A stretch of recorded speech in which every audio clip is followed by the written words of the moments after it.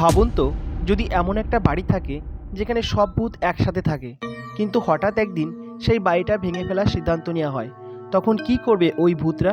আজ আমরা জানাবো এক অসাধারণ বাংলা সিনেমার গল্প। কলকাতার এক পুরনো বাড়ি।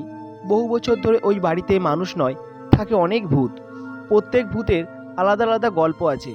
কেউ ব্রিটিশ আমলের ভূত, কেউ স্বাধীনতা আন্দোলনের সময়ের, আবার কেউ আধুনিক সময়ের। ওই বাড়ির সব ভূতের নেতা হলেন এক ভদ্রলোক ভূত। সবাই মিলে তারা শান্তিতে ওই বাড়িতে থাকে। কিন্তু হঠাৎ একদিন সমস্যা হলো। একজন প্রমোটার সেই পুরনো বাড়িটা ভেঙে সেখানে বড় একটা শপিং মল বানাতে চায়। এতে বিপদে পড়ে যায় সব ভূত, কারণ বাড়িটা ভেঙে গেলে তাদের থাকার জায়গা থাকবে না। তখন সব ভূত একসাথে বসে পরিকল্পনা করে কিভাবে এই বাড়িটাকে বাঁচানো যায়। তারা ঠিক করে মানুষদের ভয় দেখিয়ে এই বাড়ির রহস্য সবাইকে জানাবে।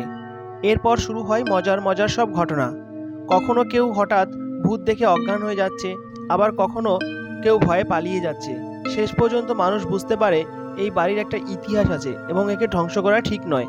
অবশেষে সেই বাড়ি ভাঙা বন্ধ হয়ে যায় এবং সব ভূত আবার শান্তিতে সেখানে থাকতে শুরু করে। এই সিনেমা শুধু ভয় আর গল্প নয়, এর মধ্যে আছে একটা ইতিহাস, হাসি আর এক সুন্দর বার্তা। সেই বার্তাটা হলো পুরনো জিনিসেরও একটা মূল্য আছে। আজকে যে গল্পটা বললাম, কমেন্টে জানান তো এটা কোন সিনেমার গল্প বললাম।